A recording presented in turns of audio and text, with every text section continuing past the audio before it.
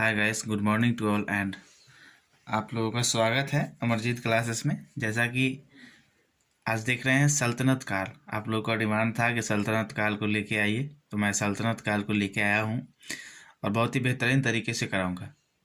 मैं आशा करता हूँ कि आप लोगों ने मेरे चैनल को सब्सक्राइब कर दिया होगा। अगर नहीं किया है तो कर दें ताकि मेरा सारा नोटिफिकेशन आप लोग के पास जाता रहे।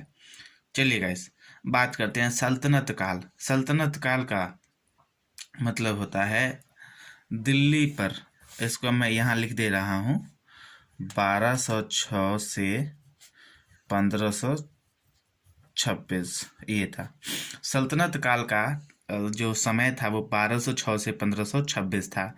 ये मतलब ये सल्तनत काल का क्या मतलब होता है कि दिल्ली पर जो कब्जा हुआ और उस कब्जा का जो समय था, बहुत वंशों ने वहाँ पे कब्जा किया, तो वहाँ पर जो समय था उसी समय को सल्तनत काल कहा गया। क्या कहा गया? सल्तनत काल।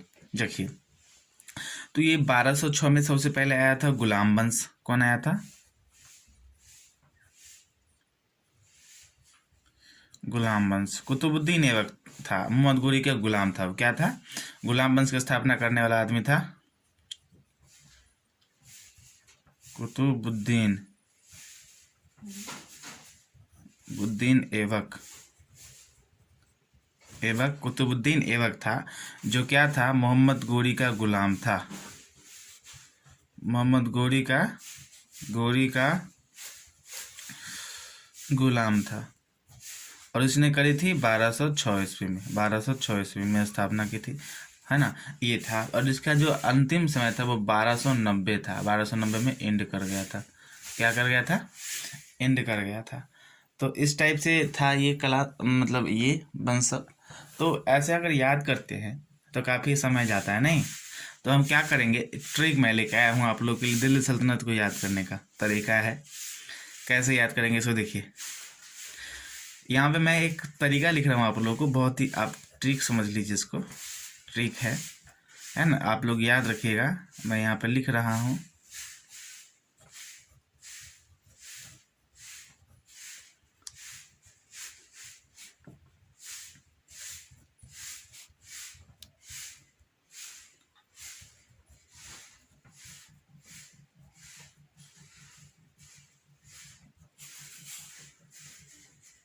टा है ना।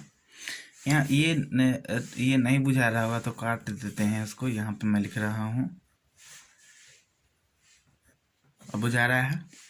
गुल खिला के तूने सैया को लूटा। ये कोड है सर। इस कोड को अगर आप याद कर लेते हैं तो आपसे पूछा जाएगी कौन कौन वंश था, उसका अगर नाम लिखिए परीक्षा में तो आप लिख सकते हैं, है ना। जनरली आपको याद हो जाएगा ये चीज़। देखिए, जैसे गुल खिला के, तो गुल से होता है गुलाम वंश, ठीक है। खिल से खिला के खिलजी वंश के, ऐसे ही हम हेल्पिंग वर्ब के रूप में दिए हैं।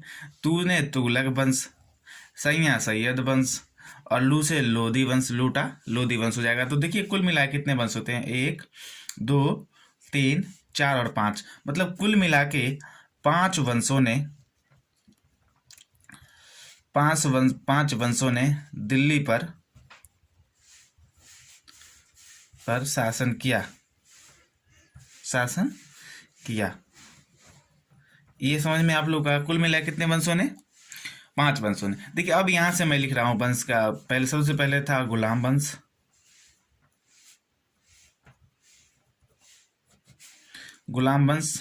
उसके बाद आया खिलजी वंश,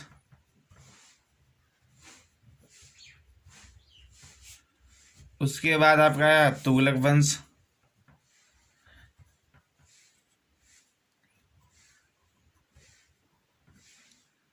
एकदम सीक्वेंस से याद कर रहे हैं। तुगलक वंश, उसके बाद आगे आपका वहां पे सैयद वंश आ गया। उसके बाद आपका सबसे बाद में लोधी वंश आया। लोधी वंश ये था। तो ये तो कुल मिला के ऐसे था। आप लोग याद कर लीजिएगा ट्रिक क्या है गुलाम वंश का, है ना। उसका मैं उसका डेट भी यहाँ पे लिख दिया हूँ, 1206 से 1526, राइट। चलिए, तो ये था वंश। ठीक है गाइस, समझ में आ रही है? चलिए आगे बढ़ते हैं। आगे क्वेश्चन ये था कि ये सब तो वंश थे। पहला वंश था 1206 से 1290, और 1200 दिल्ली सल्तनत स्टार्ट हुई थी 1206 में, और ये ख़त्म हो गया 1526 में। अब यहाँ से क्वेश्चन पूछा जाता है ये कि 1526 में किस युद्ध के समय दिल्ली सल्तनत समाप्त हो गई, है ना। तो यहाँ पे मैं लिख रहा हूँ पानीपत, पानीपत की प्रथम लड़ाई, प्रथम लड़ाई में, पानीपत की प्रथम लड़ाई जो थी गाइस वो था इब्राहिम लोदी और बाबर के बीच। इब्राहिम लोदी एवं बाबर, बाबर के बीच था।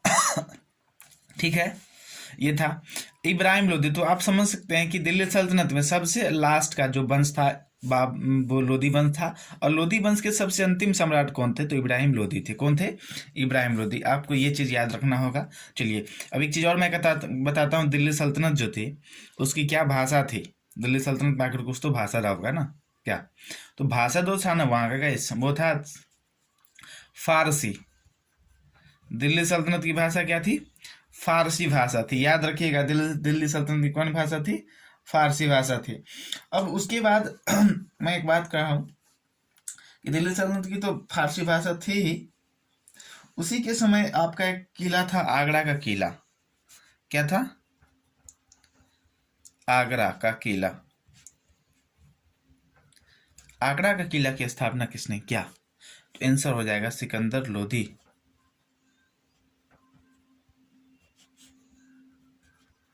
सिकंदर लोधी। अब ये इतना चीज गाइस आप याद रखिएगा। और कल में वंश का जो साल होता है, मतलब किस वर्ष, जैसे कि मैंने यहाँ पे बताया गुलाम वंश 1206 से 1290 में एंड अप कर गया, तो उस वंश के जो जो जो वंशज थे कौन कौन थे, नहीं थे, किनका क्या नाम था, और कैसे मृत्यु हो गई, कैसे दिल्ली सल्तनत समाप्त हो गया, ध्वस्त हो गया, इस पर मैं नेक्स्ट क्लास में आऊँगा और बताऊँगा आप लोग को, है ना। एक बार फिर से कह रहा हूँ गाइस कि अगर आप लोगों ने मेरे चैनल को सब्सक्राइब नहीं किया है तो कर ले, ताकि मेरा सारा नोटिफिकेशन आप लोगों के साथ जाता रहे। और मैं आशा करता हूँ कि बहुत ही अच्छे से क्लास लेके आऊँगा और बेहतरीन तरीके से समझाऊँगा। अगर पसंद आया होगा तो लाइक तो बनता है। ठीक है, चलिए गाइस, तब तक के लिए धन्यवाद।